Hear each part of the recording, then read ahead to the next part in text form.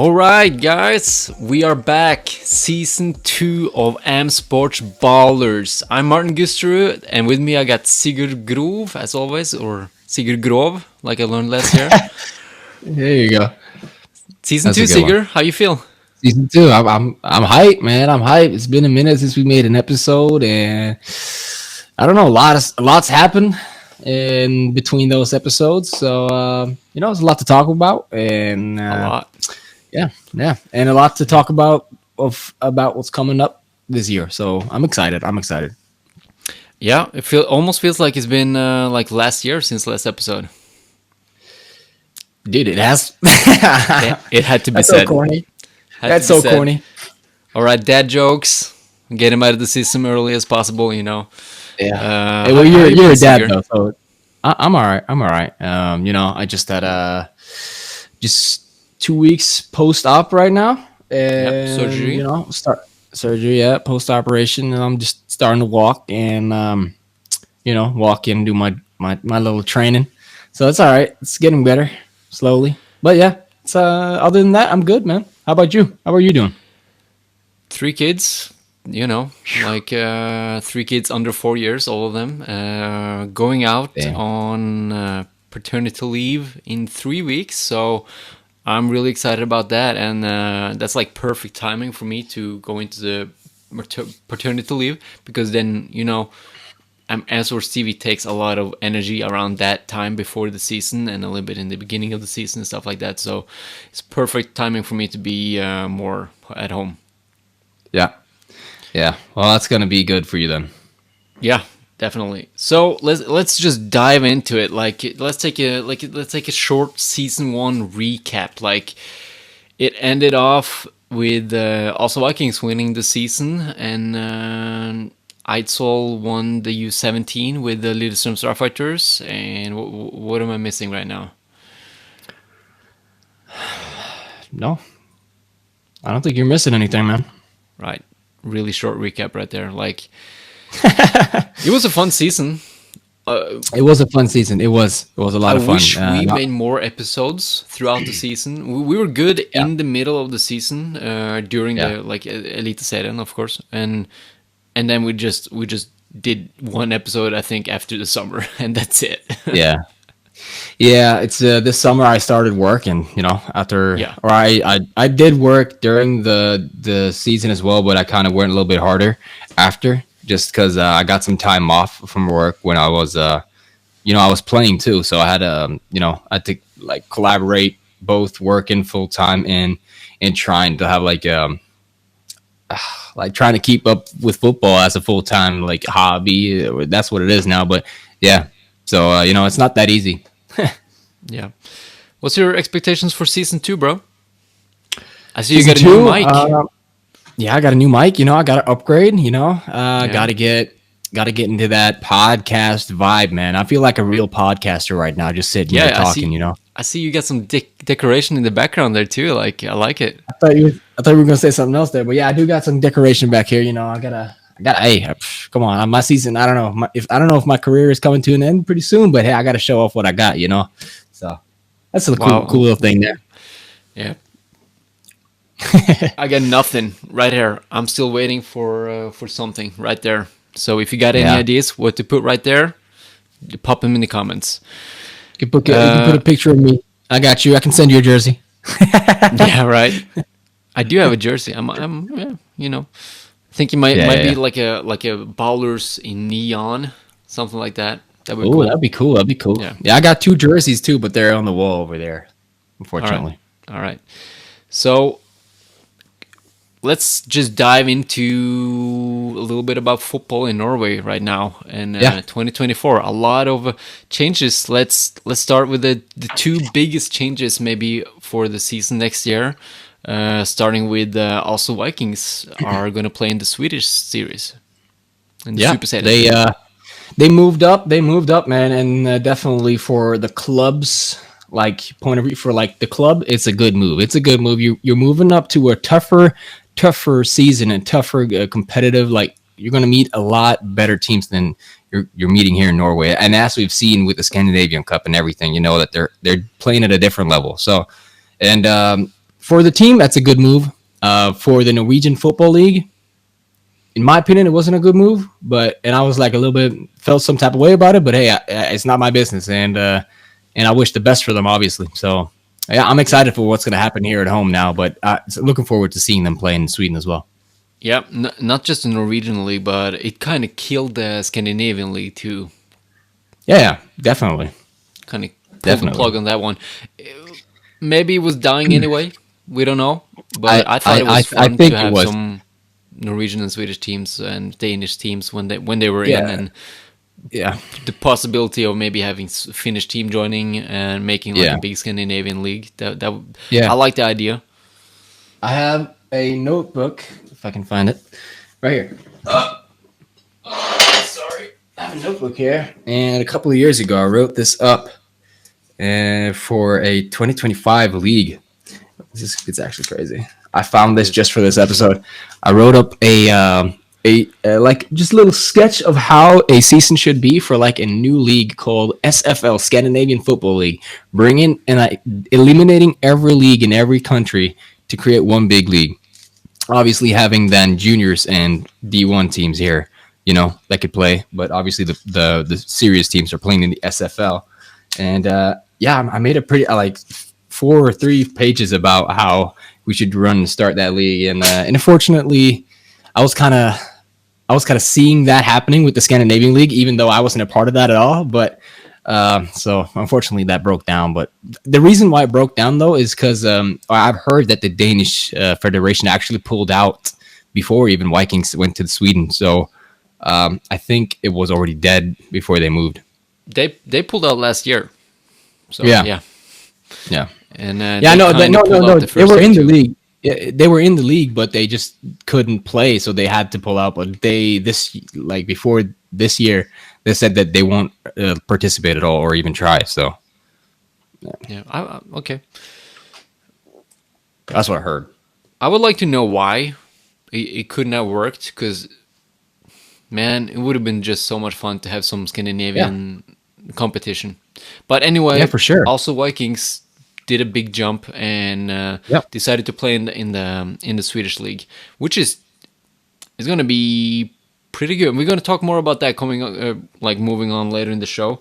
We got huge guest. We got Derek Mann popping on later, so we're going to talk a lot about that actually, and how that transition actually happened. Yeah.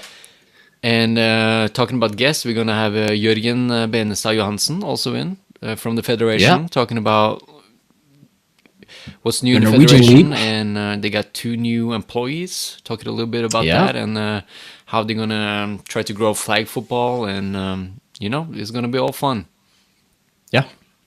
We're going to get a lot of information out in this episode, and I think it's going to be good for everyone around Norway that's sitting at home and doesn't really know what's happening behind the scenes and are interested about playing this year. So it's going to be. We're going to try to gather all the information that happened like the last 2 months and what's going to happen in the next 2 months into one episode. And so it's going to be a compact one. I'm just going to move on here, Sigurd, because the second biggest change is that it's no D1 in Norway. It's Eliteserien and then it's D2. No D1. Yeah. So the D1 teams are even up in the Eliteserien or down in the D2.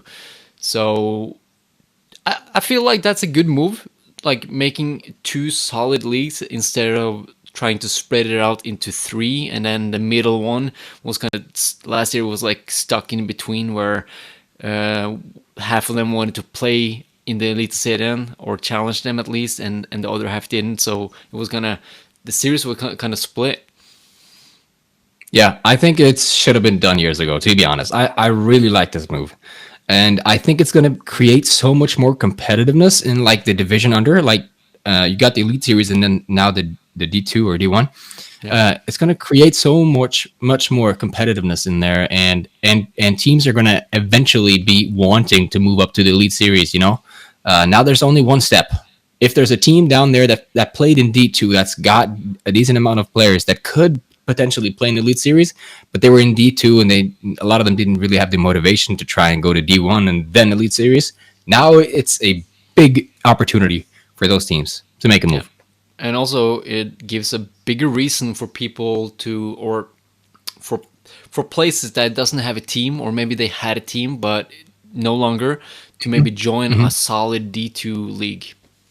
Yeah, right. Like for sure. Now is the time, right? Yeah. All right, let's move on to the spring season, where we have no information about the schedule yet because it's getting released at Thursday coming this week, February the 1st. Yeah. So we're going to talk a little bit about with Jørgen about how it's put together, and maybe it's going to give away a little bit how it's going to be. I'm excited, man. You know why? I'm excited because for me and for a lot of other players, it's been pretty hard to like kind of plan your vacation this year because you know how when you're at work, man, you have to tell them in a decent amount of it, advanced time, right? Yeah. So my job is really on my ass right now because they're like, okay, when are you taking your goddamn vacation, man? I'm like, hey, bro, I don't know. Like, I don't know when I can leave, and I gotta have football, but yeah. So I'm excited to see that schedule. I like that answer, Sigurd, because I don't know what, but I always get annoyed when people was like, oh, I can't, like when you're getting close to the playoff, like the most important games of the year, they're like, oh, I'm on vacation that week. I'm like, come on, we knew it. We knew it was going to be a championship game right there. Exactly. It's so weird to me, but honestly though, that just shows who's dedicated and who's not. Right. That's just facts. That's just facts. Who's the boss in their house? Who's the boss in the house? But hey, I'm not disrespecting anybody that doesn't really take football as a number one priority, like some other people do. But because it's weird. You don't have to do that when you're not making any money. It's a hobby for a lot of these guys, so, and for everyone almost. So I get it. If you're already dedicating 2 days per week and also like half the weekends throughout the spring and summer, you might as well go full in. That is very true. That is very true. Like no reason to half-ass it just to miss the championship game. No, not at all. Not at all. Let's just move on. We got so many points we're gonna talk about today. The list is full. Yeah. We got some good questions from Instagram today, like some really good ones actually. Some ones that's that's a good discussion. All right. Well, are we doing Insta questions right now? No, we're gonna save them for later. Okay. Let's move on to the fall season. We got no information right now because it's D2, but I think it might be like 8 teams or more. Like I think it's gonna be a solid D2 this fall, and we're gonna know more about the league in the schedule say in 1st of July. That schedule is gonna be posted. Yeah. 1st of June. That's gonna be actually. exciting. 1st of June. That's gonna be exciting.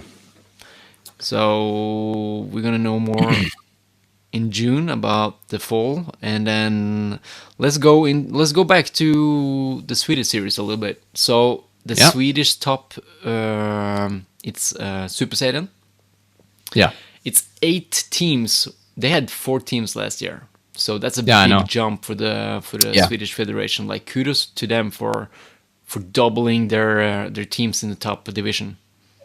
Yeah, Superserien is having their probably best like football season in years. This upcoming season, it's going to be really competitive, and you've always had your top dogs, which is like Karlstad or not Karlstad. I'd say Stockholm, obviously top dog over there in Sweden, and it's been that for a couple of years.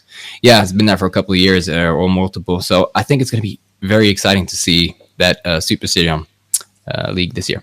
It's going to be fun for us too because we're talking about the Superserien, but this is like the first time we're actually diving a little bit into it. Not you, you actually played there, right? So you know a lot more than me. But I wrote some pointers down about the Superserien. It's actually kicking off. The first game is kicking off in Norway, the 6th of April. And it's also Vikings, of course, versus the Royal Crowns. Oh, that's going to be Royal Crowns. They're also our newcomers up in No, they were there in Series. Oh shit, they were there last year. No, they weren't. They weren't there when I played. But I think, who are the teams now? It's 89ers, Karlstad, Stockholm, Örebro, Oslo Vikings, Royals, and Ike. Okay, yeah, the green jersey guys. Yeah, I think so. Yeah. Okay. Yeah. Oh, that's a cool league, man. Yeah, the 4 top dogs, obviously Stockholm, Karlstad, the black. What do you call it? Karlstad Crusaders. Yeah, that's Crusaders. And then it's like what? Örebro Black Knights. Black Knights, obviously. The Black Knights and the Royal Crowns. I feel like that's the 4 top dogs, and all the others are like challengers. But man, I'm tripping right now. Royal Crowns, because what is that other team in Sweden? Yeah, that's Tyresö, bro. What? I've never known their team name. I just called them Tyresö, bro. That's why I said they were newcomers, because I didn't know who that was. Obviously, I know who Tyresö is. What the hell? They're good. They're pretty good, man. And they're one of the 4 favorites to win it all. And also Vikings. I'm excited to see how they're gonna match up in the Swedish series. The playoff is going to consist of 6 teams, so 2 teams are not going to be in the playoff at all. Eligible. I know that in Tyresö we had a scrimmage against them last year, and dude, they got some ballers on that team, bro. They have a running back that, like, no joke, in my opinion, dude, that guy could easily go D1. I don't know about NIA or NCAA or whatever, but that dude could play D1, bro, for sure. And there's also a huge D lineman guy. I've heard that he doesn't really take it that serious, but if he did, he could be insane. Like, they're stacked with young players as well. They're stacked with young players coming from all around Sweden and other places, because they're pretty close connected to that Rig Academy, you know? So they get a lot of youth players from there. And they're a really good team, man. So I don't know about Vikings, how they're going to do against them, but it's going to be exciting to see. Yeah. All right, a little bit more information about their playoff. 6 games, 6 teams, like I said, and seed number 1 and 2, they're going to get a bye week. And the championship game in Sweden is going to be played the 6th of July. Normally, I would say that's like in the same time as the Norwegian championship game, but I think this year is going to be like earlier for us, like in the beginning of June or something like that. Yeah, I've heard so as well, because usually it's been the 11th of July here in Norway. Mm-hmm. That's when I've played the national championship game every year, or every time we've been there. Yeah. But so it's going to be the first weekend of July. Yeah. So we'll see. Jørgen definitely has an answer for us later on, or maybe he doesn't. I don't know. This is one of the questions I actually put this question in our Instagram. Because I think this is a good question, and it is actually in a debate right now. Should the Oslo Vikings be allowed to compete in the Norwegian playoff? You want my opinion? Yeah, shoot. No, I don't think they should. I don't see why that would even be possible. Only way I could see that be possible is they split their team and place another team in the Elite Series here in Norway. That's the only way I would be acceptable of playing those guys in the playoffs. I think that would just not be fair, though, for them to play in Sweden against tougher competitors the entire year and then come home here and play against a lot of guys that really don't show up to practice or play that often. You know what I mean? Yeah. It would easily be a steamroll, bro. Like, and it's not fair. Yeah, the only way I see that this could be allowed, of course, if it's matching the schedules, the Swedish and the Norwegian schedules, and also I think if they had to manage their, I'm not gonna say imports, but you know, right now they're kind of recruiting because they're going to go over to Sweden. So a lot of people is going to be like, hey, I want to play against the best. So I'm going to jump ship, go to Oslo Vikings and get a chance to play for the best, against the best in Sweden, right? Yeah. But it would be unfair, in my opinion, if Oslo Vikings came back to Norway with their rented hire. Like, yeah, but it can't be done, because that's not... If they come back and play in the Norwegian playoffs, I'm straight up gonna say it, I would be pissed because they're literally rule breaking, because when they're moving over to Sweden, there's different rules of how many players and imports you can have, and also how much money you can give someone before they are eligible as a professional. And here in Norway, we have rules that really, really restrict us in that sense. Because if we pay a guy, I heard it's the laws in Norway. This is the laws in Norway. If you pay a guy like 50,000 or 25,000 kroner for an entire year, that guy is on paper a professional football player or a professional athlete. And you're not, and that's the Norwegian laws, right? In general, Norway.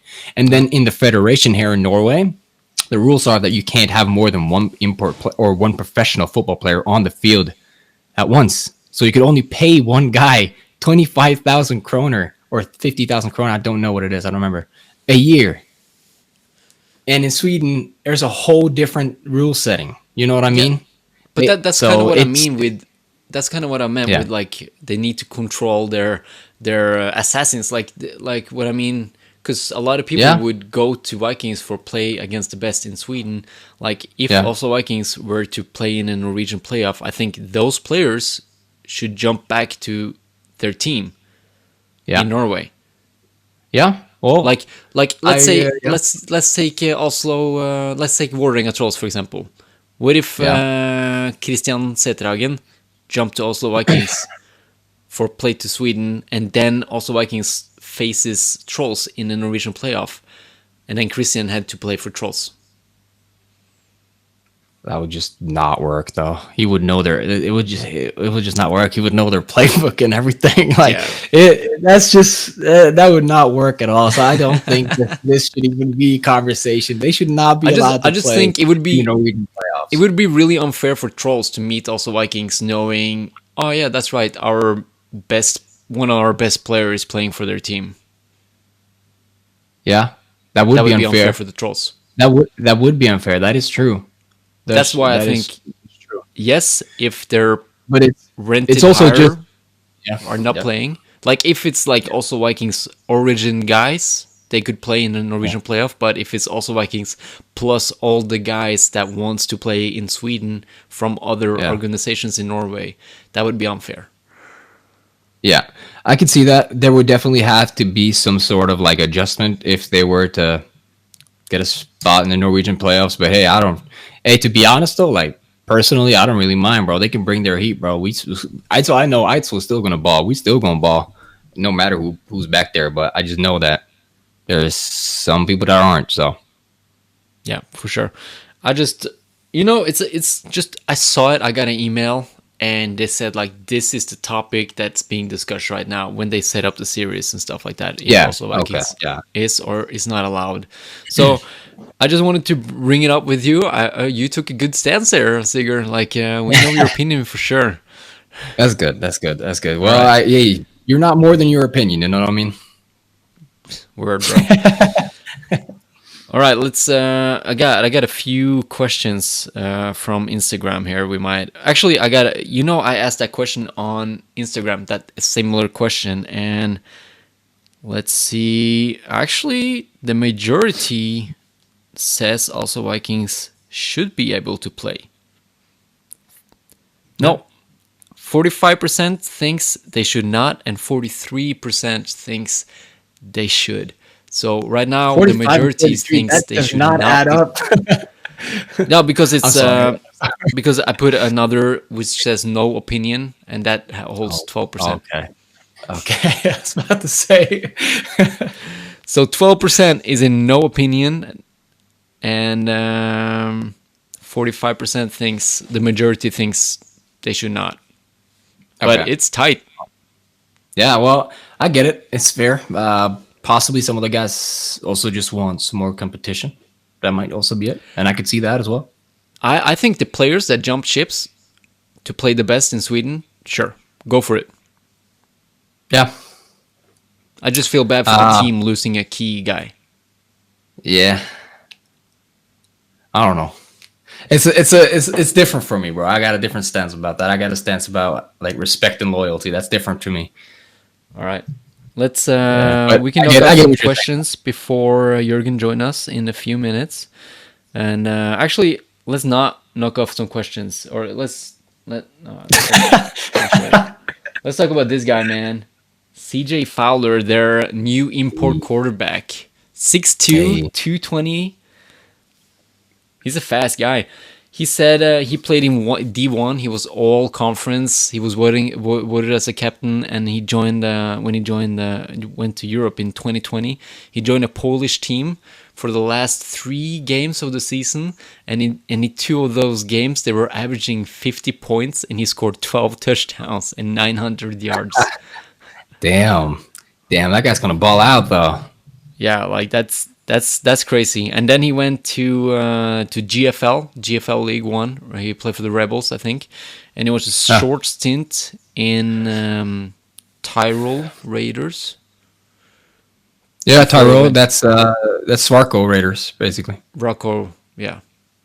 Swarco he Raiders. Went back to Poland, and now he's in Oslo, man. And I'm excited to see that guy ball out. Like if he's an athlete and he's like an accurate passer, because we've seen Oslo Vikings doing a great job with a Norwegian quarterback. Just imagine putting an American athletic quarterback in that system, like.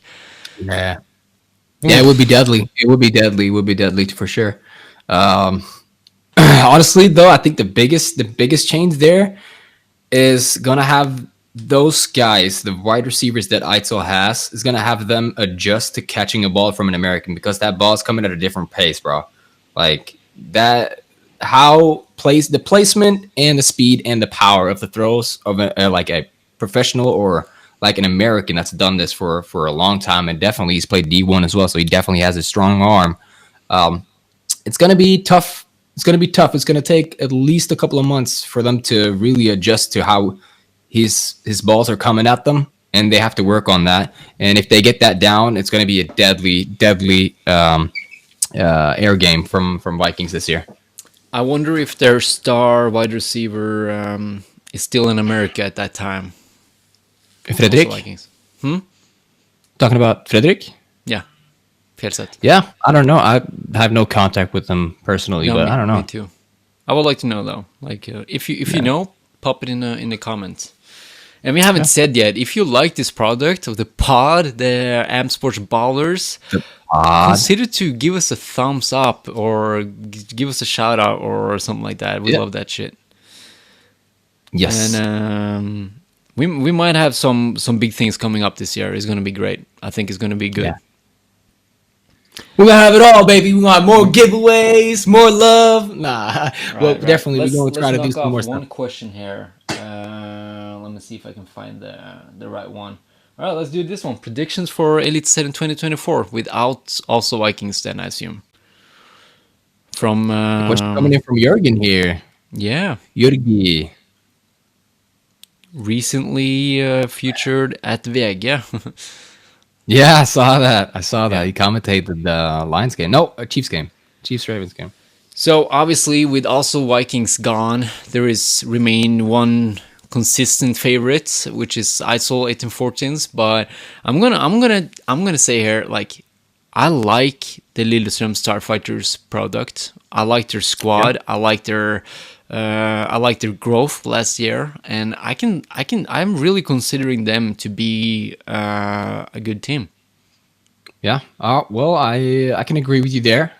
Someone that I would put higher up on the list than Lillestrøm, though.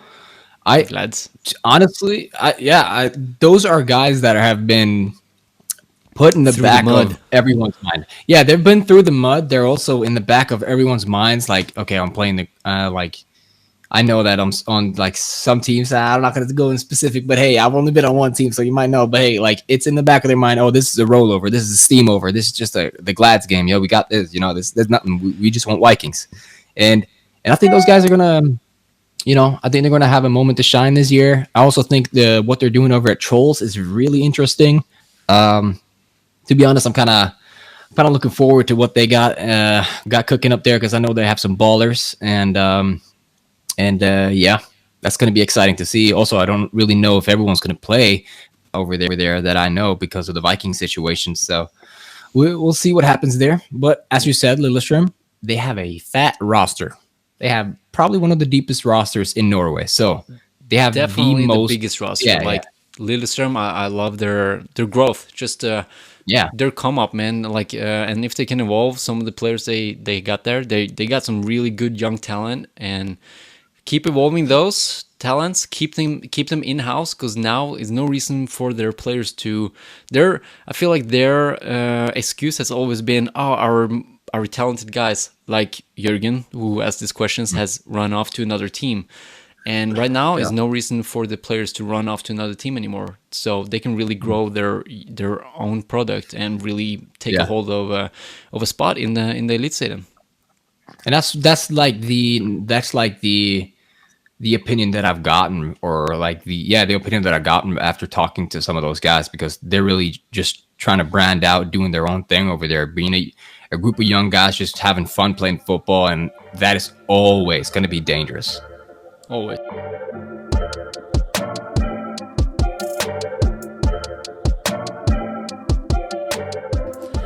We are gonna introduce Jørgen to the chat. How you doing, Jørgen?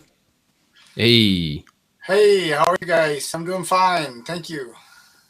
So, Jørgen, we're gonna start this podcast off with a bang, with the federation always already representing it. So I love that. We're not gonna have a long chat, but we're gonna have a solid one. And let's just start up with, it's a lot of changes this year in this season. Well, there's changes in our season. There's some changes at our office. Maybe the line is a little bad here, or am I? The audio is good. Just the video is a little bit slow. Okay. Yeah, my video is bad too. I just wanted to know if you heard me, guys. We have some changes in the series. Obviously, the Oslo Vikings, after a very positive invite, was chosen or has chosen to play in the Swedish Super Series. So that's exciting. That's new. We have a new team coming up with the Lillestrøm Starfighters taking the real plunge to the Elite Series. So I think it's really exciting. Yeah, you mentioned a little bit movement in your household in the federation. You hired 2 new guys this year, and both of them has like very different job description, but same time they're like working to grow the football. Yeah, well, it's we set out kind of mid-year last year, and there was a push from a lot of different areas about trying to build flag football in Norway. It's been a goal of ours for a long time. It just has never been the right time to do it, and it's always been a question on how should you do it, how should you try to do it with the little resources you have, or should you try to do it real when you first are going for it. So we decided to make a real plunge and asked our federation for internal funding for a project position, so that we could do it for real with a person that has it as a job, a full-time job, because trying to do a big project on a part-time situation is we just learned that doesn't work. So that was our plan throughout the fall, and we wanted to set forth and get our new project manager in the door. Along the lines of that, we've had a project going where we had some funding. It's called Ungdomsløftet, which is geared towards equipment packages for tackle for new teams forming a junior team. Mm-hmm. The project's been going on for a couple of years, and we've seen that these clubs are forming young teams, and they're getting some kids out there, and they may have a young coach or two. And we had our mentors, which was part-time guys, running around helping them out. But there wasn't the real connection always with the club. And what we see with smaller teams or smaller clubs is that they don't just need kids in there. They don't just need coaches. They don't just need the equipment. They actually need a lot of things in the organization. And we saw that, and we wanted to push for more focus on club development within these clubs. And then towards the end of the year, we also saw that this is basically also something that a lot of clubs need. Also our existing clubs. So we put the money that was left from the project. We got an extension from the Sparebankstiftelsen, and we had hardly kind of spent any of the money that was set off for salary, and that made us able to make another hire at the end of the year as a project manager for the Ungdomsløftet and also a project manager for club development going into 2024. So we're very happy to have two new guys at the office. Jarell Hooker is our new project manager for flag football, and Travis Cornwell, who some of you may know from a former head coach and board member in the soccer school just a few years back. So he's in the door, and it makes my day really exciting. Also busy because it's more people involved. But that's super positive. We're happy to have those guys on board. Yeah, you say it makes you more busy, but at the same time, I imagine this takes a lot off your shoulders and making it more better to like have two guys that can really focus on those tasks and let you be more of a leader position and like you were meant to be, instead of taking hold of all the small details around. Yeah, well, I mean, anyone, no one can do things alone. That it's as simple as that. And we have at the office, we have scarce resources. It used to be myself and Marie Solhaug for many years, and none of us had full-time positions. When she left to go into alpine skiing and project management up there at Kvitfjell, it opened up the position for Tommy Toralfsson, that came in and has, within a year, became our mainstay, our rock in the middle that keeps everything in check, that has control over everything that does with the series, all the administrative stuff. He's kind of our commissioner, and together with me, we blend and we work together on getting things done. And it's been a good year, me and Tommy together, and then towards the end of the year, trying to build up for these two new positions. As you say, it takes something off my shoulders. I'd rather like to say it gives me the opportunity for a lot of those things that I see is needed to be done, that was very hard to get done all by yourself. So having more people is like all the things that is out there as a need can now be delegated to more people. And that's pretty much the best part of having new and really good people indoor. Tommy came in March last year, and then Jarell and Travis just this January. Yeah. So really excited. Yeah, I love it, and I'm me and Sigurd, us both, we are big supporters of flag football. It's my national team jersey hanging right over my shoulder. So I take big pride in being a national team player in flag football, and I just love that finally it's something is happening in Norway.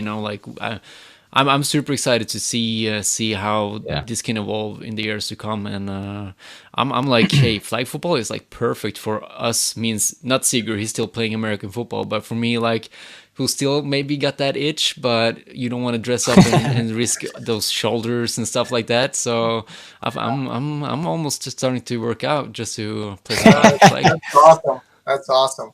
Well, Martin, you should definitely be proud of the jersey behind you on the wall. That was a fun time, and we tried to do that. And that could be maybe a little bit about kind of like just to give you the history of the situation here. We formed a national team some years back, but we couldn't get the sport going. Yeah. And when you try to get something going and you really don't have resources set off to do it, it's more wishful thinking. This time around, it was, well, the organization, NIF, NFL, IFAF, everybody's pushing for flag, and we got to do it in Norway as well. And they came to me and they said, Jørgen, it's up to you. And I said, well, do you want me to do it on top of everything else? Or let's do it right. And that's kind of what we got was the ability to do this right and find a position for a person that comes in.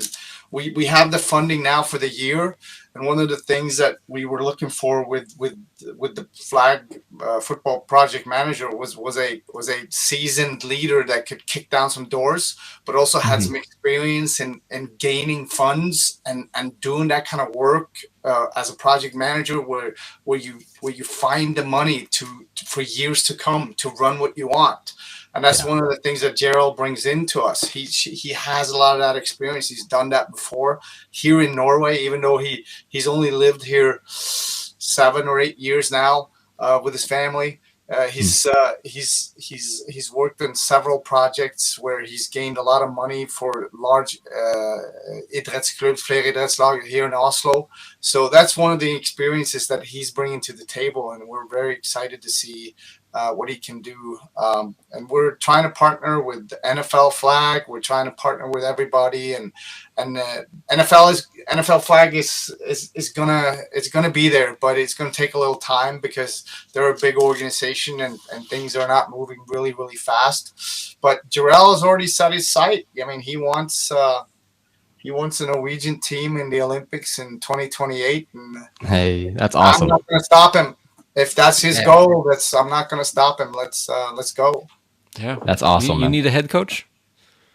Talk about that. Let's talk about that later. For now, you media guys, you guys can help us out. We've talked about it a little bit, but you guys can help us out, making sure that the product comes out looking good and maybe hits the social media that we're planning to do. So.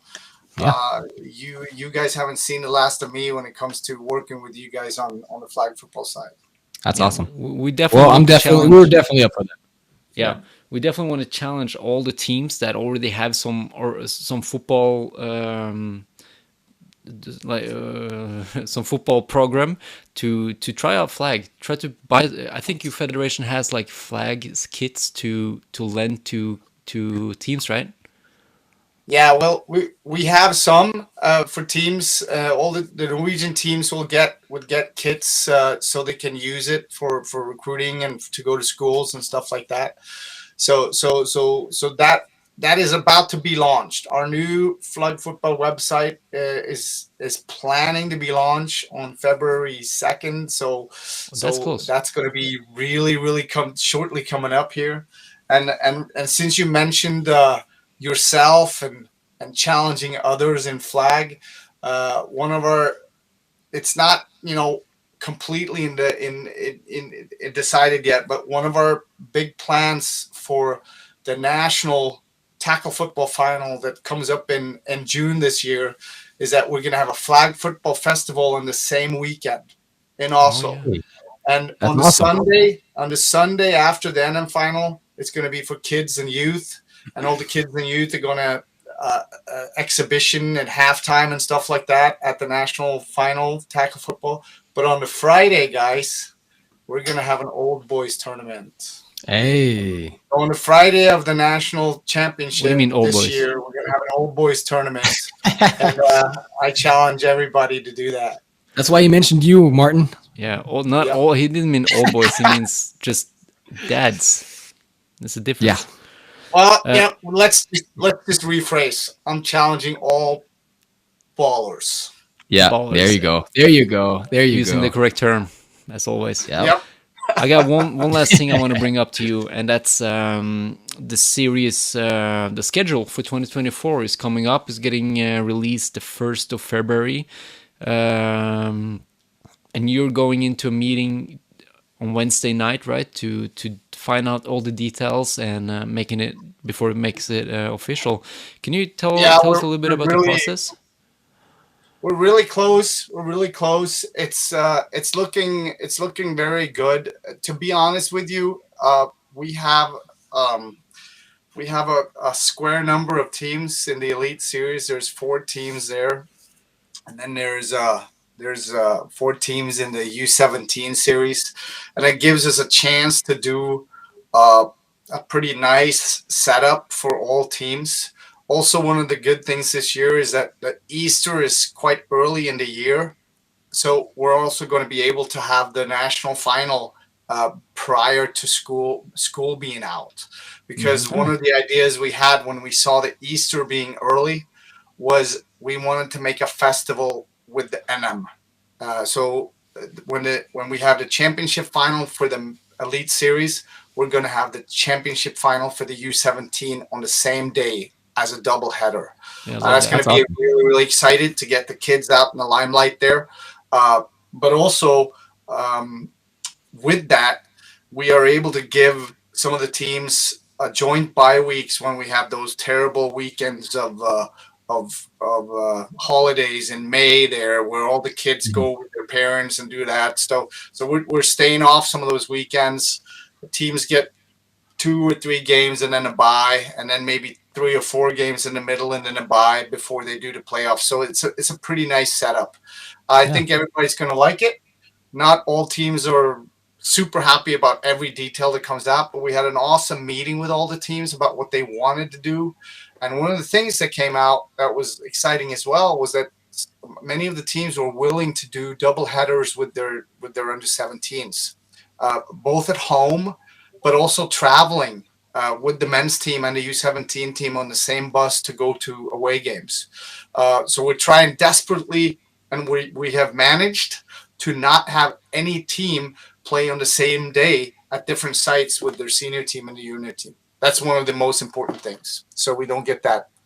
Well, I love that for sure. That's really nice. That's really nice. So we're pretty excited. I don't want to promise too much because it's at this moment, as this being recorded, it's not official yet. But I think it's going to be good for everybody with a series that is kind of condensed, but it's also has room for some bye weeks in there. And there's quite a few days where the teams play both their U17 team and their senior team on the same day, which I think is a good test of seeing whether that's positive on a organizational standpoint. I mean, I know all the clubs have, lacking volunteers and things like that. And if you have one day when you rig the field and you rig the kiosk and you rig the sound system and everything and try to put up a game, I think it could be good to have 2 teams play on the same day.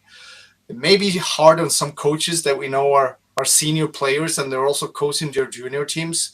But I think it's better to be on the same field at home rather than having to leave your senior game and be somewhere else to coach the juniors. So we're looking into a lot of those things too that could be positive this spring. So we're hoping that the clubs will be testing that out and hopefully that's something we can try to continue to do. But everything is always, not everybody's going to be happy with every detail, but we try our real best to not stretch the teams out in different directions at least.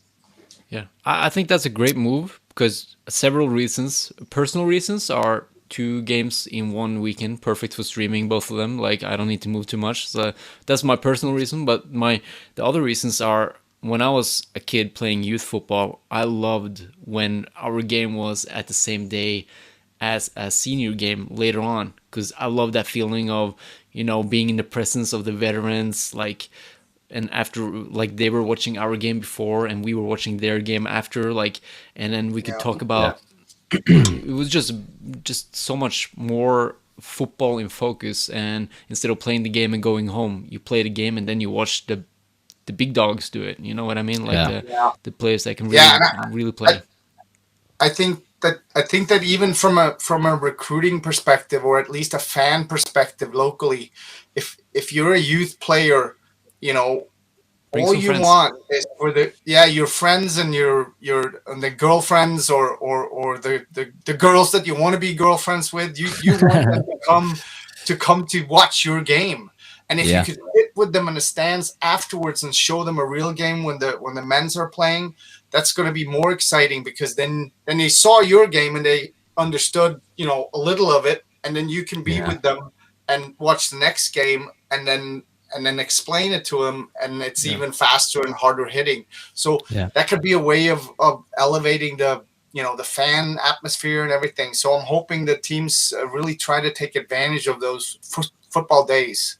Yeah, and filling up the home arenas is a bigger chance for having more audience, and also a bigger reason for audience to come. It's 2 games in one shot, and I hope the teams reap the benefit of this.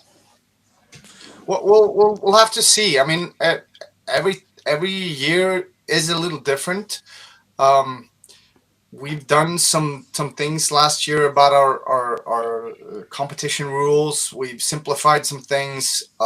We made it, way more open. We changed a little bit on the dates. So this is the latest we've been out with a series schedule ever. 1st of February is quite late, but it also gives us more planning time and gives us the chance to have the teams go into their Christmas break. As a volunteer, you want, by the time December hits, you want to take a break, and then take that break and then come back. And we had meetings with the teams around mid-January when they are getting back into the office and arranging things for their upcoming season. And they were all able to tell us at that state in January what the status of the teams were, how many kids they had, how many players they had for the men's team. So it was a lot better as far as that kind of connection with the club on how things are and what the status are for the teams going into the season. So from the federation standpoint, we're really excited about the 4 teams that we have in the Elite Series. We would have liked to have more teams, but the 4 teams that we have look really solid as far as they may not necessarily be at the same football level, all of the players, but they all teams look solid as far as, staying with the season, having some depth, getting us exciting games, close games. So I'm really looking forward to it. Yeah, me too. We kept you here already for 20 minutes, and that's about the time we agreed on. So we wish you good luck for the season, and good luck tomorrow getting all the details out. And we're excited to see the full release on February 1st. Yeah, thank you guys. Thank you for having me. We're also excited to tell everybody about the dates, and so that people can start planning and things like that. So that's awesome. We're excited. It's going to be a good Sigurd year. needs to tell his boss when his vacation is. Yeah. Yes, that's been my main issue so far, Jørgen. For sure. Yeah. But I have a last question before you leave here. I don't know if you're allowed to give out any specific information, but I have a question that, if you can, it would be cool to hear. Do you guys have any updates or plans on where you're going to keep the championship game this year? I can tell you that the championship game is going to be at Jordal in Oslo. Oh, that is awesome news. Yeah, they were supposed to have it last year, but the infill of the field wasn't ready at the time. So we decided to not play the men's championship final there. But since they had their refurbished field come back last year, it was only natural for us to take back that national arena that it is.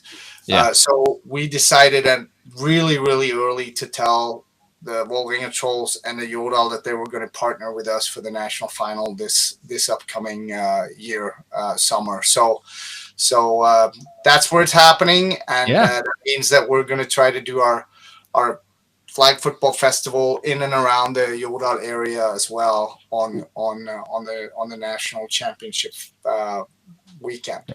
Yeah, well, that's awesome news, man. I can't wait personally to get out in that field. I haven't been on that field in years. And as we saw in the Norwegian national team game, that field looks awesome to play in, and the stands are really nice looking right now. So I'm excited. That's cool news. All right. Yeah, that should be good. it's always better to play football in the springtime when the sun is nice and the sun is out there and the warm weather is good. So yeah, it'll be a blast. I'm looking forward to see you out there, Sigurd. Stay healthy, stay working. It's always good to have the ballers on the field. Always, brother. All right. Thank you. Appreciate it, Jørgen. All right. Thank you, Have guys. a good night. See you, man.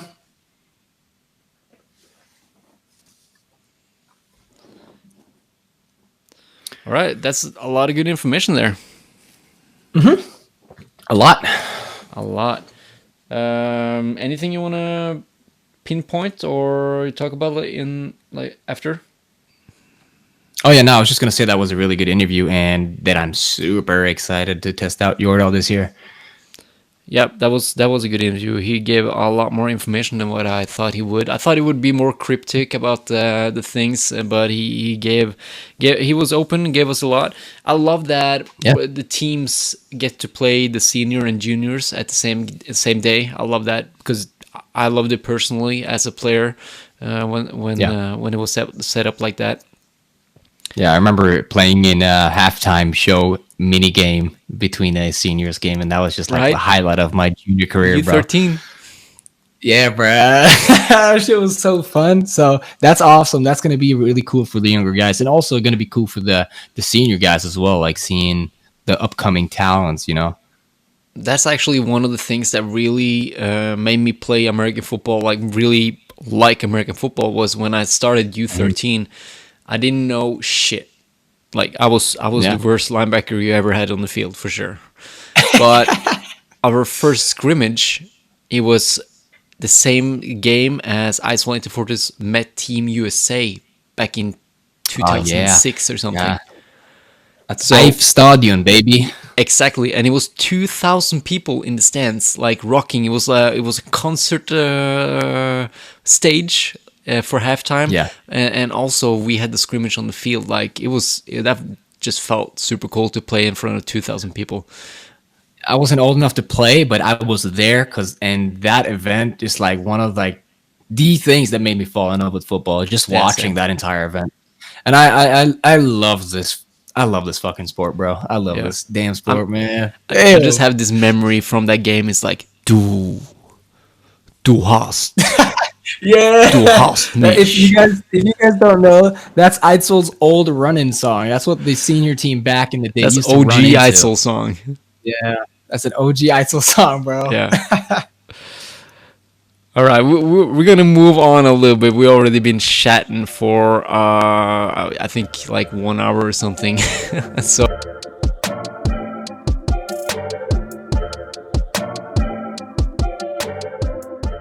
We want to talk about NFL, bro. Like, come on. Hey, before we go into NFL, before we go into that, don't we have some more questions from Insta or no? We do about the season this year. Yeah. Right, let's pop one. Let's do one or two, and then we go with NFL. One or two. Okay, so let's do this one. Thomas put this in there.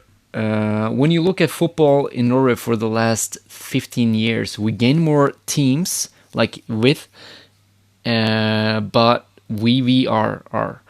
And I texted him and asked him, like, what do you mean by this? Because Instagram blocks a long answer, apparently. And what he meant was, like, we're more teams, but we're less strong internationally. And well, I could say I'll guess we'll see. Okay, go ahead. I'll guess we'll see this year with the Oslo Vikings moving to Sweden. Like, that's the international presence. But obviously... He's referring the OG Icefall team meeting Team USA being number 2 in Europe. Also Vikings being high ranked in Europe. And one big difference in those teams are the imports. They had zero import rules. Yeah, that was what I was about to say. Honestly, what's changed what's been the reason? It's definitely the rule changes and everything that's been. And there's some are positive, some are negative. We can't sit here and argue about that because that's not our job. We could say our opinion and everything, but hey, it is what it is. We have rules and we got to follow them. But what I can say is that for individual Norwegian players, there has never been as much international presence as it is as of right now. We have players all over, and we have players that has been all over. That is a really good point. We have, I know for a fact, we have. So we have Per. I don't really know if he's going to play in Sweden this year, but he's played in Sweden the last 2 previous years. We have Jørgen, who's been in the U.S. He's a linebacker. Jørgen, he also played in Germany 1 year. Yeah. And we have some youth guys that are over at Karlstad playing there. We have some guys over in the U.S. either playing high school ball or college ball. And it's really those guys that really put Norway on the map in a different way, and they're not really seen or acknowledged as much. And that's really like some of the points that I wanted to push out with this Instagram account that I made, but I have unfortunately not been that good protecting content or producing content there. But those guys really are on the map, man. They're trying to make something big out of both themselves and Norway, and I really appreciate all the good work that everyone is doing about that. Yeah, we got players in Germany, GFL 1, and we got players in high school and colleges in America. We got players playing in Sweden.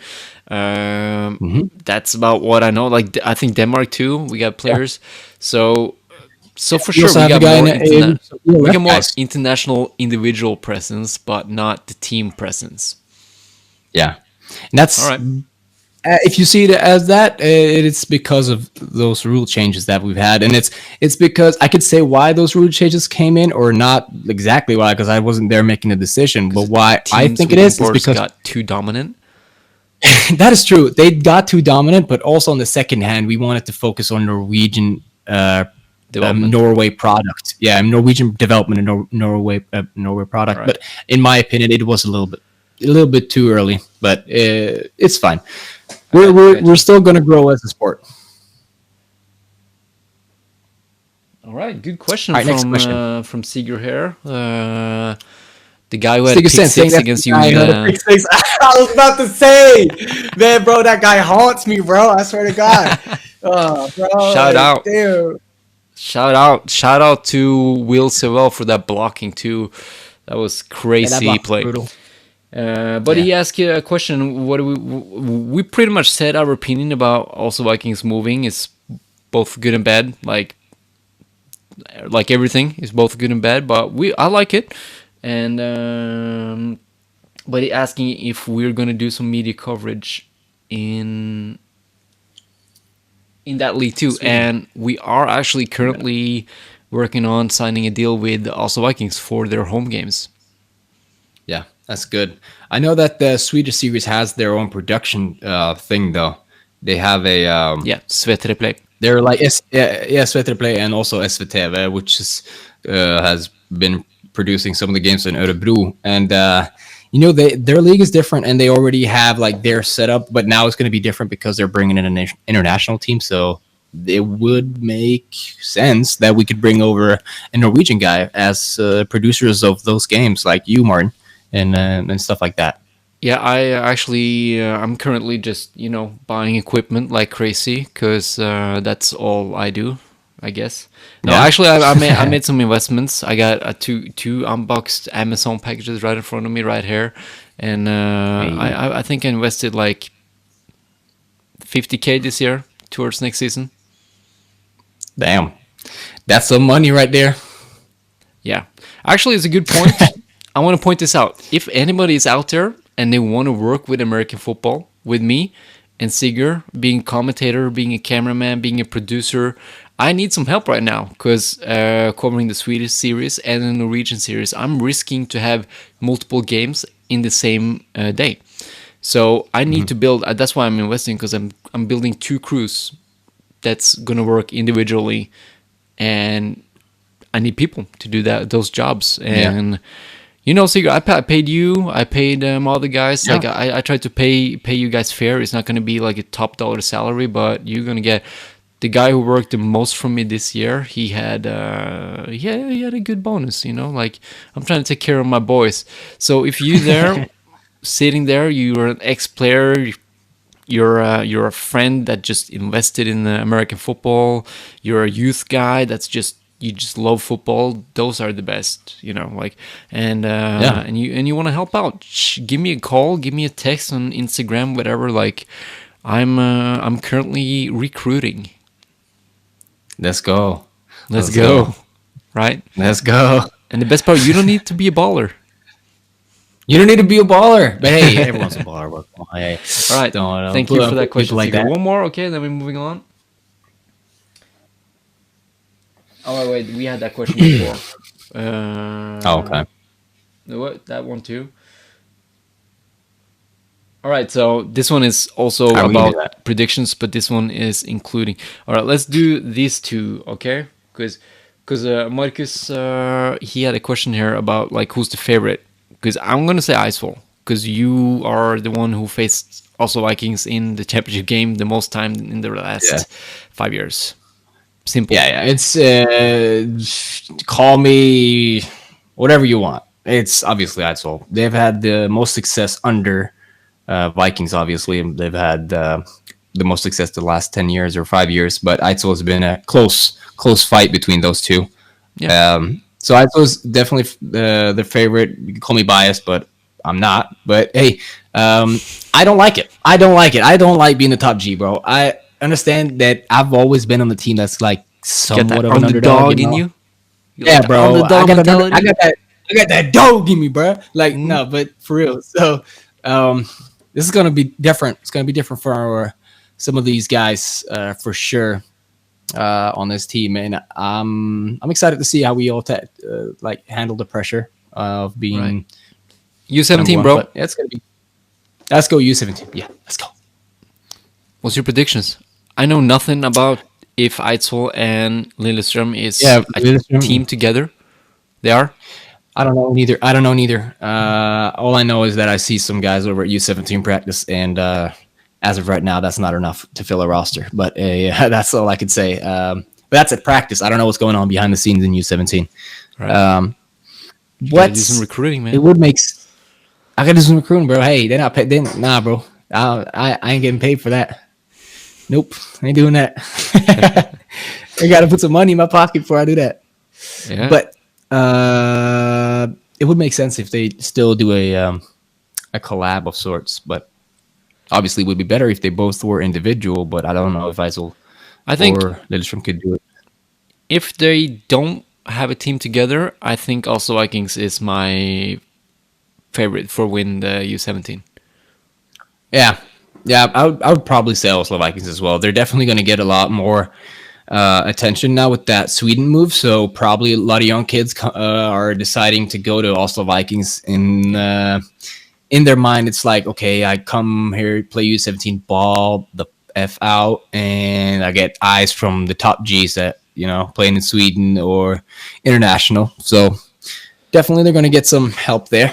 Yeah. They're just so good at recruiting too. Like They are. All right, Sigurd, let's move on to the NFL, bro. And play song, bruh.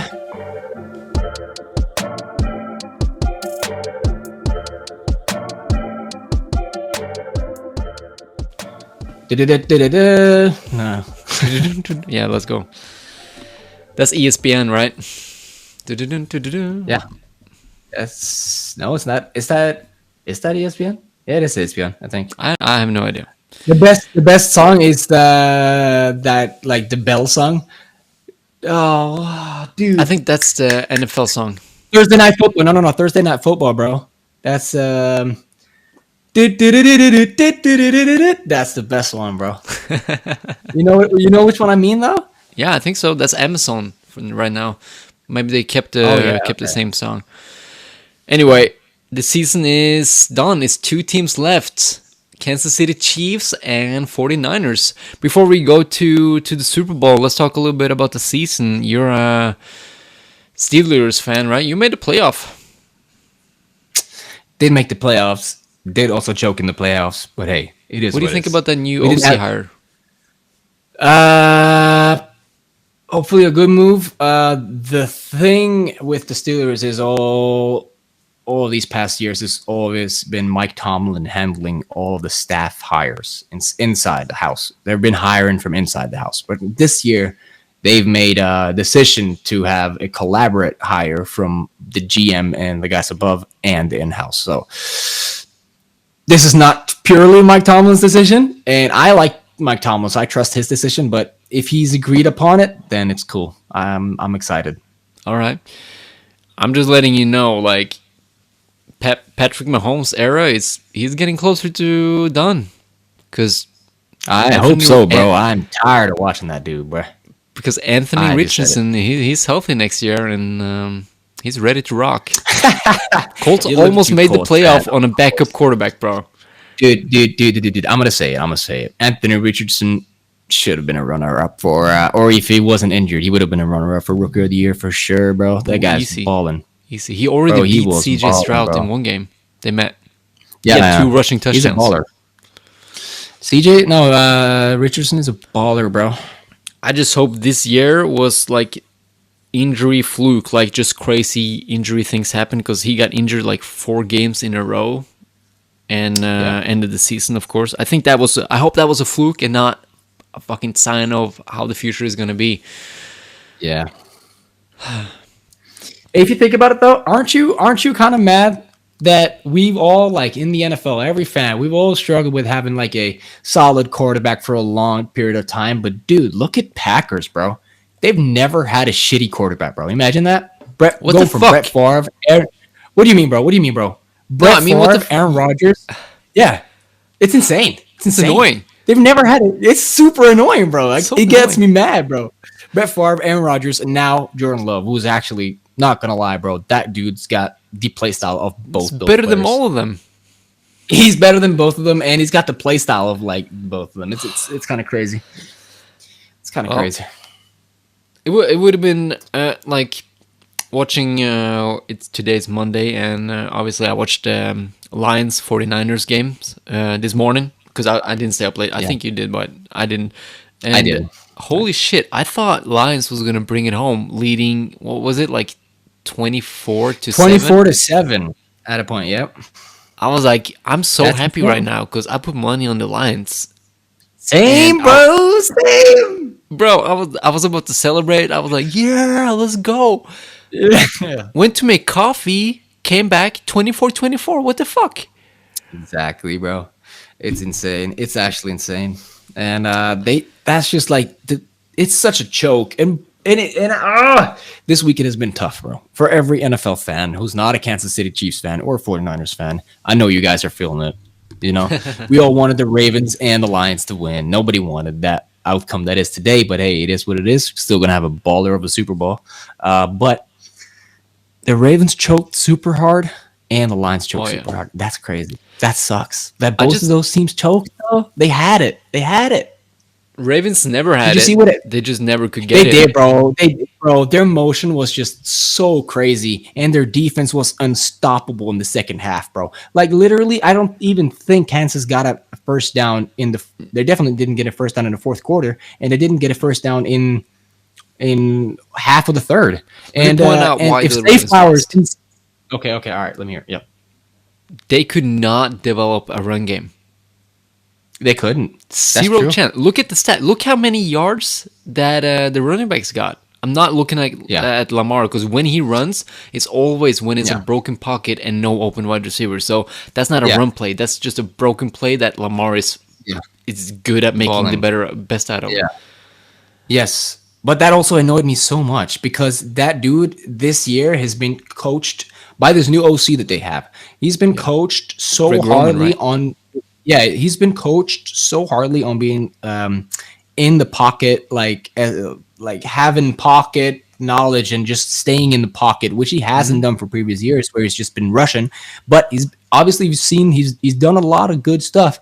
But in that game, they gave him every play 10 yards to just or 5 yards to just rush it down because they were sending a lot of people both on the edges. And when he was doing his pocket presences, he had like the center like holding basically the defensive tackle, and on the right side the rusher was getting pushed down on the ground. So he had the free field, and he's still looking at his wide receivers. Why don't you just take off, bro? Why don't you just you got the feet, bro? I don't understand it. And it annoyed me so much. And on that crucial play, 3rd and 1 yard to go, he takes a sack. When he could just, if he just dedicated himself to run 1 yard, or if they actually had a running game, they have a Gus Edwards, which is like he's a touchdown machine at the 1 yard line. Well, why don't just give him the ball? No, let's pass and let Lamar scramble and then take a sack. Yeah, it was not really fun watching that game because it could have been such an amazing game if the Ravens played good. Like, you know, at the end there, if they played good, it could have been like one of the most like fun games to watch because it was intense. It was intense. You know, it was always close, but unfortunately, they couldn't get any motion going on offense in the second half, so it sucked. Yeah, man, I had some parlays that was like one leg away from hitting. Yeah, one of them here had like 15 odds, and it was one leg away from hitting.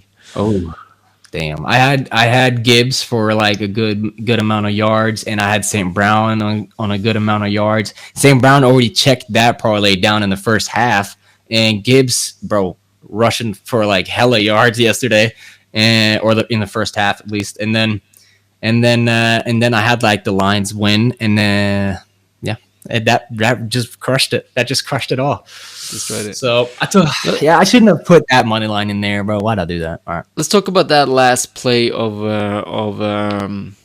not the last play, but the play that kind of decided the fate of the Lions, going for it on 4th instead of kicking the field goal when you're down 3 points. Yeah, but hey, they said it yesterday though. It's what they do. It's why they're there, bro. It's because of his mentality to always do it, you know. That's why they're there. So they can't really back down on that mentality of going for it on 4th, which is like been his go-to thing. You know what I mean? Yeah, but same time, it's like, all right, it's stupid. Yes, it's stupid. It's stupid for sure. Just tied the game right there. Like, is no need.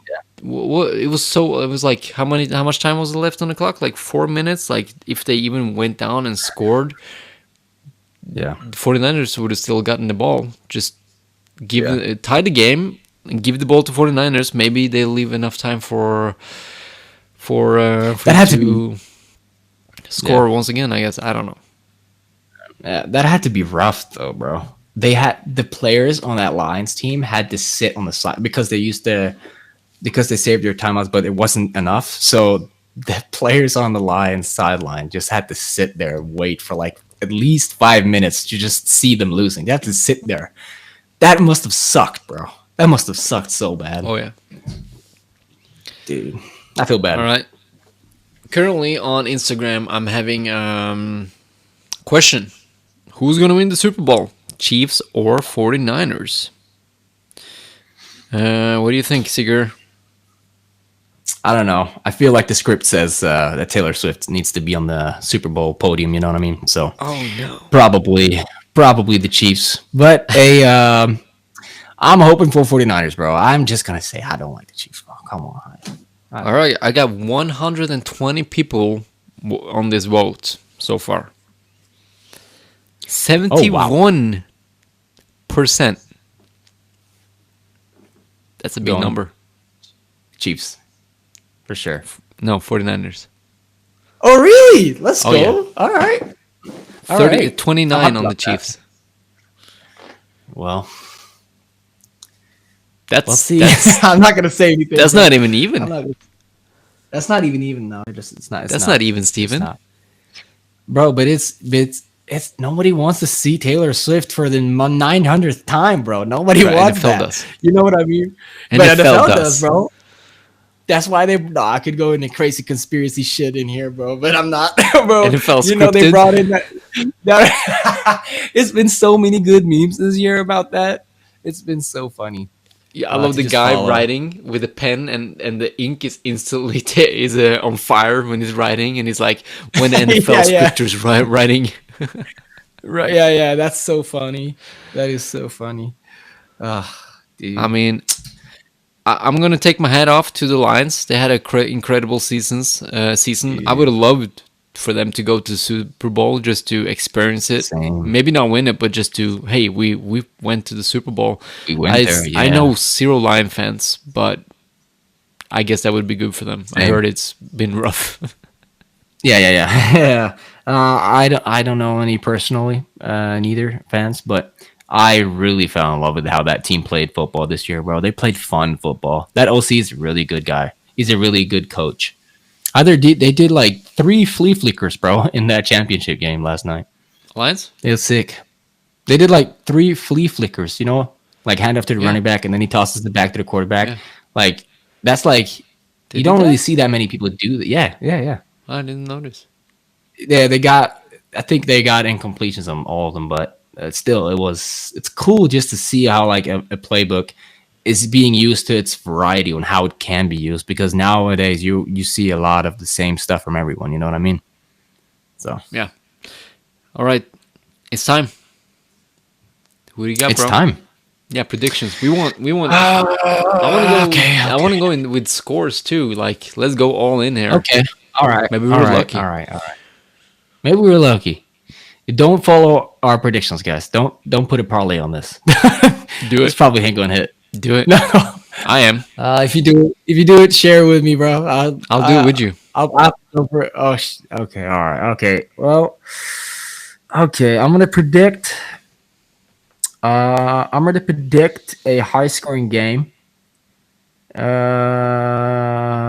gonna predict a high-scoring game. I'm gonna go. I'm gonna go 21-24, field goal game winner. Oh, 20. Yeah, 21-24. 24-21. The 49ers. 24-21 to 49ers. Okay. 49ers. Mm-hmm. Yeah, man. What do you got, bro? I mean, low-scoring game makes sense because it's 2 really big defenses, good defenses, but Lions. Yeah, but they've been injured. They've been injured so badly. Yeah, the Lions put on over 30 points on the 49ers, but the Chiefs defense, they're 2 DBs, Snead and McDuffie, Trent McDuffie. They're really good. Yeah. And I think they're going to have do a good job against Ayuk and Debo. But I think Shanahan is just a master to design his offense. Like, he's going to get guys open. I think it's going to be a big Kittle game, actually. You think so? Yeah. I could see that because he had a pretty slow game yesterday.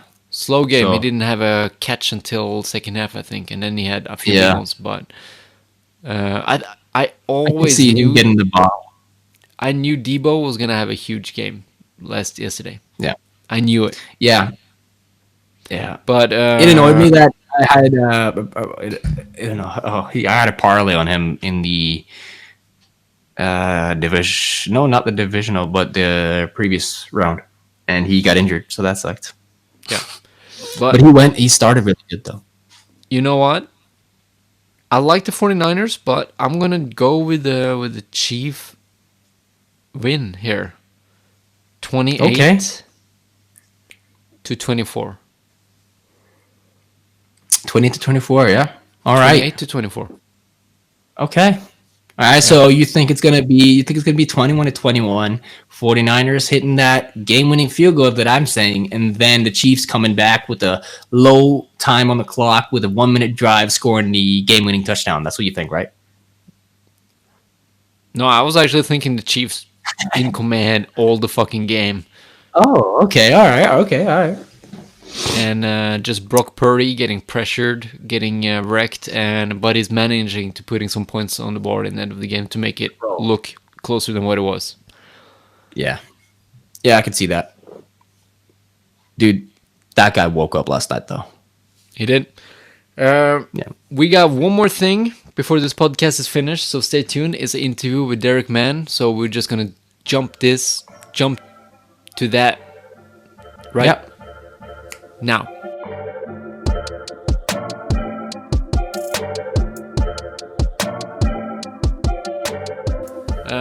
Welcome to the podcast, head coach of the Oslo Vikings, Derek Mann. Thanks for having me, Martin. Always a pleasure to be on here. So a lot has happened in this offseason for you guys in the Oslo Vikings organization. You moved out of the Norwegian series, and you're gonna this year in 2024 play in the Swedish Superserien. Can you tell us a little bit about how that came to be and your expectations? Yeah, in it's kind of been in the works for a couple of years now. 2 years ago, before last season, the Super Series in Sweden gave the invite to both us and Eidsvoll if we wanted to join. And at that time, in 2023, I guess it was last year, they said it's basically both of us or neither of us that could join the league. And we said we would have liked to, and Eidsvoll said no, and they didn't want an odd number of teams. That would have just made it 5 last year. And then this year in the off season, they had a meeting and they said they would like us both to join again, but it doesn't rely on one or the other. If one wants to join, that's fine. And Eidsvoll said no, and we said yes. We're definitely interested. And then we had a few more follow-up meetings after that about what it actually entails of us joining the Swedish Super Series. And then things started to fall in line when it came to the logistics, and the Swedish Federation was extremely accommodating to us and really wanted us in from the beginning, and made the transition very easy and seamless for us, and still all the way up till now. And I assume for the future that the communication lines will be good with them. And so even though we haven't played a game, being extremely happy with the line of communication with them, and their goal of making the Super Series a better league, with also inviting us in, and then having 3 Division 1 teams move up to make it an 8-team league. And that's made it quite the exciting opportunity and change of scenery for us going into 2024. Yeah, 8-team league, like that's the dream as a team, to get like not just the number of games that brings, but also the number of diversity in the competition, like the different kind of planning you got to go through throughout the season. It makes it a little bit more exciting. I can see that, and also the logistic part about it. Shorter to go. It's a shorter travel to Karlstad and to Örebro than it is to Kristiansand, for example, in the Norwegian series. Yeah, and I think that was a big factor in the decision. Obviously, there's going to be some more added cost to the club when it comes to the travel side of things, and we asked the players group, and if this is something we want to take on as a club, we need the support of the player group. There will be some added costs with it, but at the same time, I think it's raising the bar for us as a club on the field and off the field to try and ramp things up on an organizational level. And it's been something that I personally have been trying to push for a while, for us to play in a different league. And we've kind of got a taste of it with the Scandinavian Cup and the NEFL in 2018. And so I'm glad that it's happening now in 2024. Yeah. Bad news for the Scandinavian Cup, though. It's going to shut down that project for now, because, when you play in the Swedish league, there's no reason for more Scandinavian teams to meet. And also, I heard Sigurd talked about the Danish. The Danish wasn't really up for that league anyway, that cup. But I just want to talk a little bit about your expectations. I think the 4 favorites still are probably the 4 teams that was there in the Super Series last year, and it's just fun to see 3 teams from the lower division jump up, and also you guys moving over. Where do you place also Vikings in that range of teams for now? I mean, I think you're absolutely right with the 4 teams that are consistently being in the Super Series over the years. They are solidified top teams in Sweden and internationally, in my opinion. And it didn't really weigh on our decision. at one point when we were first approached about it, we would have been the 5th team in the league with the potential of maybe one other Division 1 team moving up. So it wasn't like we said yes to join when we knew that it was going to be a potential 8-team league with us. And granted, I think it makes it a more level playing field for us, especially going into our first year there to join the league with some other teams that are moving up from the first division. But I think the level of competition throughout all those teams is going to be high, higher than we're used to on a yearly basis. I know from just watching what they're doing roster wise, I think all those 7 teams from Sweden are taking it extremely serious and trying to put together the best roster possible. So I think it's going to be difficult every week. It's going to be a challenge for us.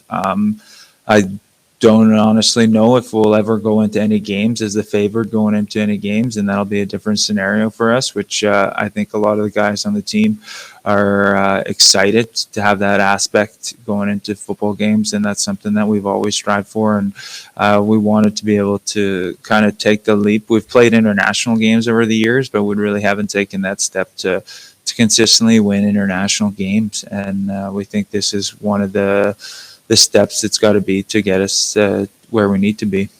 Yeah, like playing in Norway, you don't really, being Oslo Vikings, that is, you don't really develop that dog mentality, I guess, because you're going into every season like the top dog, like the reigning champions, and it's gonna be fun to see you guys match up against the Swedish competition, which is regarded on a higher level than Norway, but it's just gonna be fun to see how you match up with them. So I'm really excited to see that. Moving on a little bit, like obviously you're gonna need some talent on your team to challenge the best in a higher league. So you brought in CJ Fowler. What can you say about him and how he met the criteria you were looking for in the quarterback? Yeah, I think CJ is going to be a great addition to our team. I think he's going to add a bit of a different aspect to the game that we haven't really had at the quarterback position, with being a very athletic quarterback that considers himself a pocket passer first. A big thing that I always look for is players with European experience, and CJ brings that to the table with playing in Poland, in Germany, and in Austria for a little bit with the Swarco Raiders. So I think it's extremely important to have someone who understands what the European level of football is and expectations of how things are ran. But CJ's a well-rounded quarterback who works on his craft every day. He's from Arizona, and he'll be getting out here in the beginning of March. So I can't wait for us and the whole team to get to work with him. Yeah, it definitely looks like an athletic quarterback, but also he got cannon as an arm, as what we can see as this is his high school highlights we're watching right now, and he looks like I talked to him a little bit. He said he was all conference voted on as a champion, and he only went to Europe because he couldn't really perform it at the combine, the way I understood him, and just this will be his 3rd year in Europe, so that's exciting to get a young guy up in Norway to play some quarterback, and you guys has always been in a good position with the quarterbacks already, with the Norwegian quarterbacks you had from Mehmet to Wilhelm to Johansen, and now moving on to American quarterback is gonna be exciting to see you elevate that game. Yeah, it's definitely going to be a different aspect than we've had. I mean, the last import quarterback we had was 2016. We brought in an American in 2020, but unfortunately we weren't able to have the season due to COVID that year. So really it's been since 2016 since we've had an American quarterback. And another positive about that is just it'll help me free up what I want to coach, and I don't always have to work with the quarterbacks and receivers, and I can do a little bit more with my coaching and know that it's in good hands all across the board, and free me up a little bit and build on what we do as an offense. Yeah, definitely looks like an athletic quarterback, and also a guy that can really slings the ball. So I'm excited. Hopefully it's going to be another one of those who come here, fall in love with the Norwegian kind of way of life, and stays there. Like you had success with Will, and Isol had success with Michael Hall, and we got to keep that streak going on with Americans coming and staying, because that game, that's what we need. That's all a part of the recruiting pitch. Yeah, right. So there was a tough question that that people are discussing. I know it's been in discussion at least about you guys moving to Sweden, and same time being maybe allowed into the Norwegian playoff at the same time. What's your stance on that? You don't need to answer it or you can be reasonably what I mean, like be a politician about the answer, of course. Yeah, I mean, there was definitely talks about it starting at the leaders meeting in November, and rumors, not official news of us entering the Swedish league or not. And then they talked about the situations of would we still be able to play in the NM if we weren't in the Norwegian series, and how that would shake up. And it was going to be difficult schedule-wise to try and balance two different countries' schedules and be able to fit it in. That was one hurdle. Another hurdle on our side of things, it was going to be a lot of football if we would have had to add in a semifinal and a final before the Swedish playoffs. But all that aside, I mean, it was basically a little bit of a solution came out of it, that the potential would have been that there could have been a bowl game played. So whoever won the NM championship would play us in a game after the NM final. And I thought that was a very intriguing aspect of it, way to look at it. And so did our player group. They thought that would have been a cool setup, and actually the federation was trying to make that happen, but the only way that could have happened was if the four teams in the Elite Series all agreed on it, that game would happen before the start of the season. And unfortunately,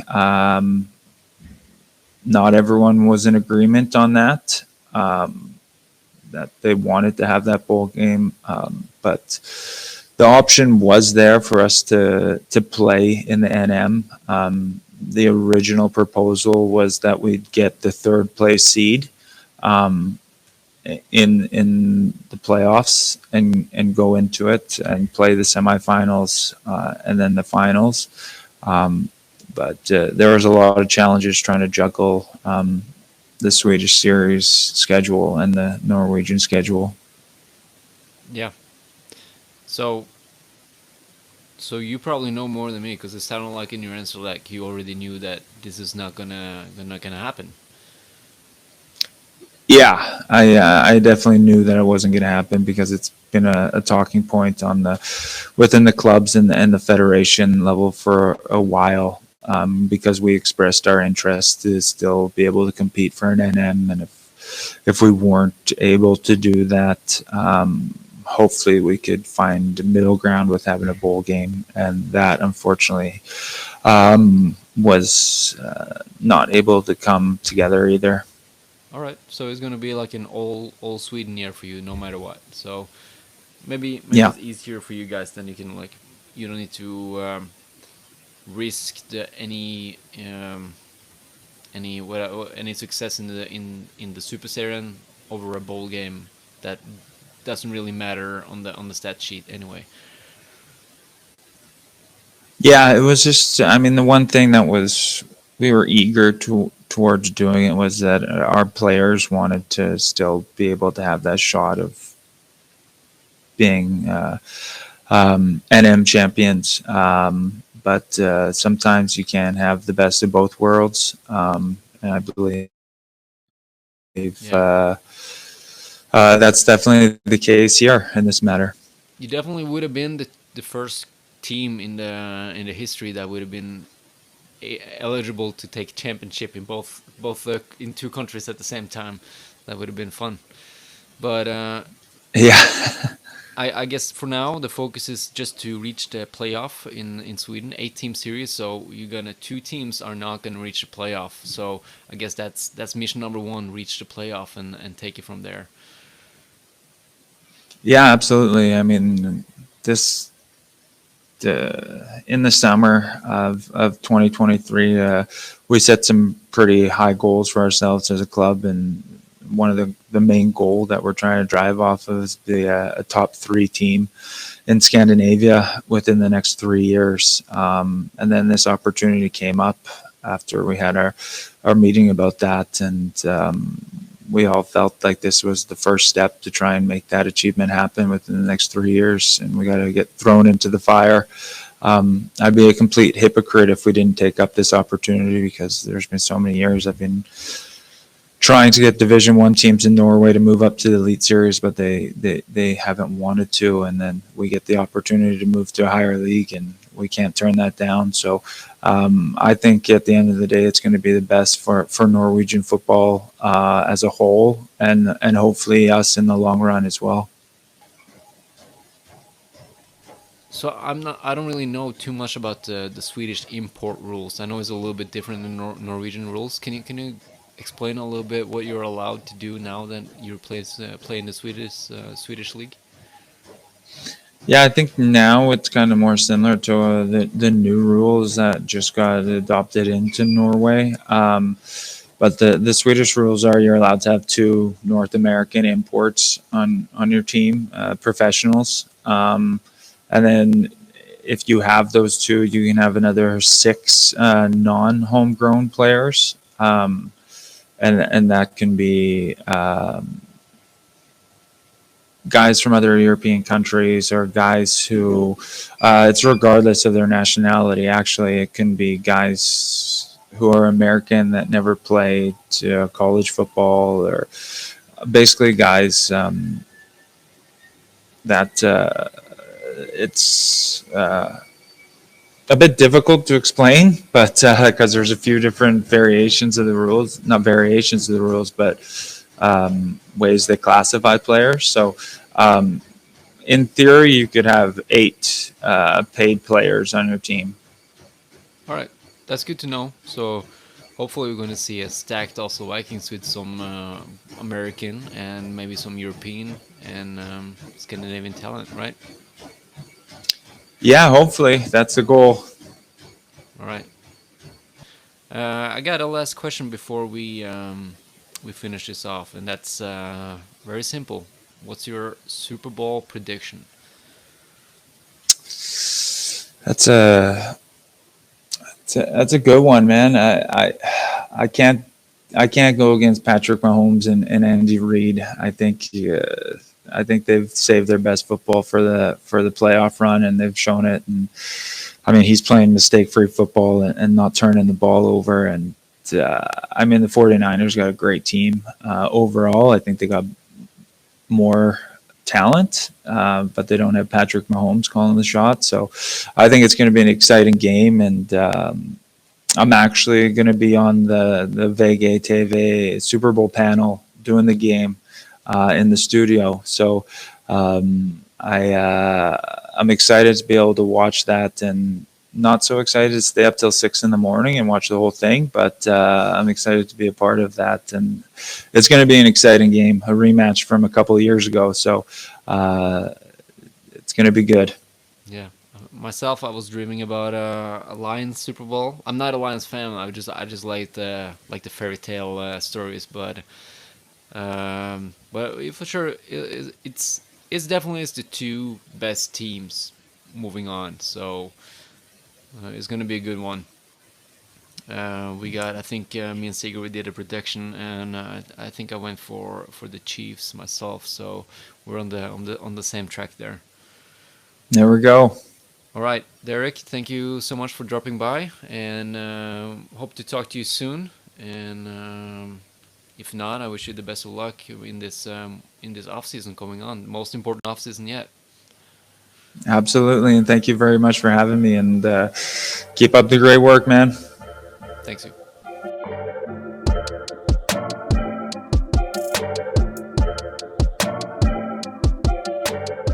All right, welcome back, guys. I hope you learned a lot from Derek Mann. We would not know because this is today and Derek Mann interview is tomorrow, so we have no idea what was said.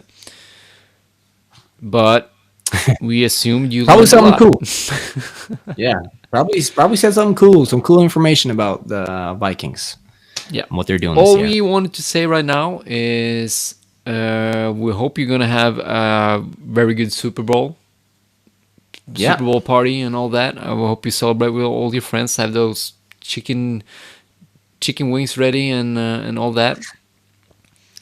And we want to say like, comment, and subscribe to this channel.